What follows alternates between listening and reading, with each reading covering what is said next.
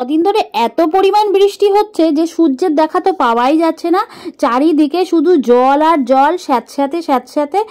সেই যে সকাল থেকে বৃষ্টি আরম্ভ হয়েছে, সারা দুপুর ধরে টিপির টিপির বৃষ্টি হয়ে গেল। শনিবার দিনটা ছুটির দিন, কোথায় একটু এদিক ওদিক ঘুরে কাটাবো, কিচ্ছু ঘোরাঘুরি করতে পারিনি। শুধু বাড়িতে বসে সময় কাটানো, আর কি করা যাবে। সন্ধেবেলাও দেখলাম বৃষ্টি হচ্ছে, তারপরে বরকে বললাম যে না, কোথাও যাব না, বাড়িতেই একটুখানি বসে কি আর করব, হইচই এই সিরিজগুলো দেখি।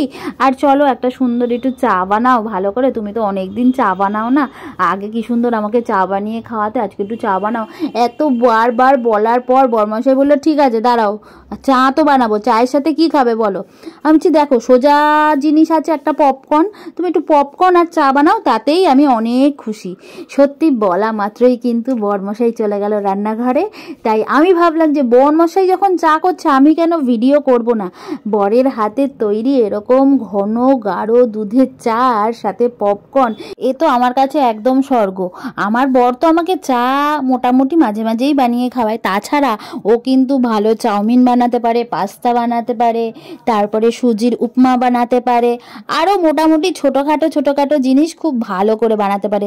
তবে এই কদিন আগে একটা সুন্দর স্যালাড বানিয়ে খাইছিল, কি ভালো লেগেছে স্যালাডটা খেতে, কি বলবো তোমাদের। কোনোদিন ওই স্যালাডটা যদি ও আবার করে তাহলে আমি তোমাদের সাথে ভিডিওটা শেয়ার করব। তো চলো, এই যে আমার বর হচ্ছে একদম বিশ্বকর্মা, সর্বকাজে নিপুণ। যে আমার বরকে চেনে, যারা দেখে সামনাসামনি, তারা কিন্তু সব জানে ওর ব্যাপারে যে ও কতটা সব কাজে দক্ষ। তাই জন্যই তো ছোটবেলা থেকে আমি ওকে এত ভালোবাসি। হ্যাঁ, ছোটবেলা বললাম কথাটা কেন বলো তো, আমাদের প্রেমটা একদম ছোটবেলা থেকেই শুরু। যখন থেকে বুঝতে শিখেছি যে প্রেম জিনিসটা কি হয়, তখন থেকেই আমরা দুজন কিন্তু প্রেম করতাম। তো তারপরে তো বিয়ে, অনেক ঘটনাই আছে। যারা আমাদের চেনো জানো, তারা তো আমাদের ব্যাপারে সব ঘটনাই জানো। আর যারা চেনো না, তারা যদি আমাদের লাভ স্টোরি শুনতে চাও, অবশ্যই কিন্তু একটা কমেন্ট করো, আমি আর রাজা দুজনে মিলে আমাদের লাভ স্টোরির গল্প তোমাদেরকে শোনাবো।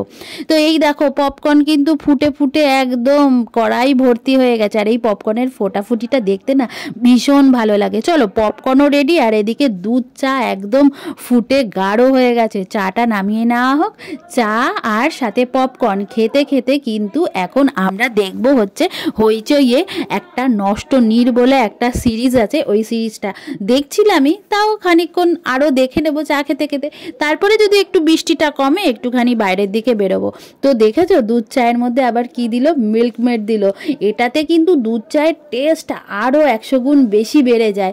তোমরা একবার একটুখানি মিল্ক মেড দিয়ে চা খেয়ে দেখো, তাহলে বুঝতে পারবে যে কতটা টেস্টি হয়। তারপরে দেখলাম যে একটু বৃষ্টিটা কমেছে, আমি আবার বাড়িতে বসে বসে যেন কি করছিলাম, কোনো সময় আমি বসে থাকি না, আমার কিছু না কিছু করতেই হয়। তাই এই যে নতুন একটা হেয়ার স্টাইল ট্রাই করলাম, করে কিন্তু চলে এসেছি আমার বাপের বাড়িতে।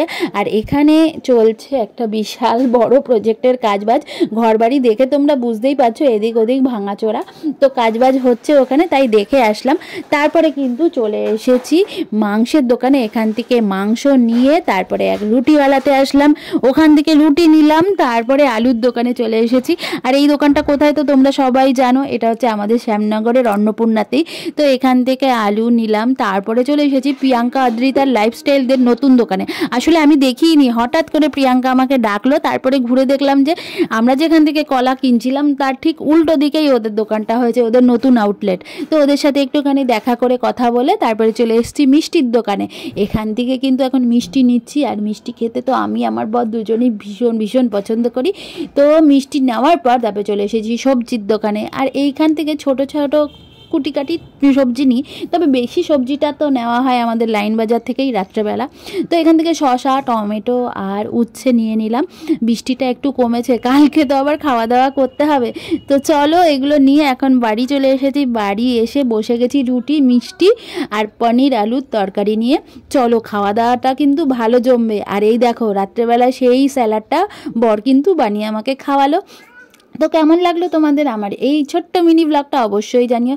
ভালো লাগলে লাইক, কমেন্ট, শেয়ার আর ফলো দিয়ে পাশে থেকো, কারণ তোমাদের ভালোবাসায় পেয়ে আমি কিন্তু অনেক দূর এগিয়ে এসেছি।